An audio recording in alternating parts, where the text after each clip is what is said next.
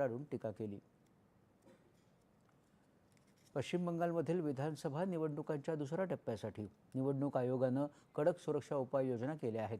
मतदान प्रक्रियेत अडथळा आणण्याचे प्रयत्न करणाऱ्यांवर अत्यंत कडक कारवाई केली जाईल। मतदारांना भयमुक्त वातावरणात मतदानाचा हक्क बजावता यावा यासाठी सुरक्षा दलांनी मतदारसंघनिहाय क्षेत्र निरीक्षण मोहीम राबवावी असे निर्देशही निवडणूक आयोगानं दिले आहेत।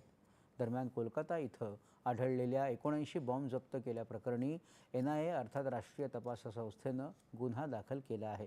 हा गुन्हा प्रथम कोलकातामधील भांगर विभागातील उत्तरकाशी पोलीस ठाण्यात दाखल करण्यात आलं होतं। निवडणूक आयोगानं काल पश्चिम बंगाल पोलिसांना बॉम्बच्या अवैध निर्मितीमध्ये सामील असलेल्यांना अटक करण्यासाठी विशेष मोहीम सुरू करण्याचे निर्देश दिले होते। अशा कोणत्याही स्फोटकाच्या निर्मितीशी संबंधित सर्व प्रकरणांची चौकशी राष्ट्रीय तपास संस्थेद्वारे केली जाईल असंही आयोगानं स्पष्ट केलं आहे। दरम्यान जगद्दल हिंसाचार प्रकरणी 15 ठिकाणी छापे घालण्यात आले असून 4 जणांना अटक करण्यात आली आहे। ही अटक करण्यात आलेले सर्वच तृणमूल काँग्रेसशी संबंधित आहेत।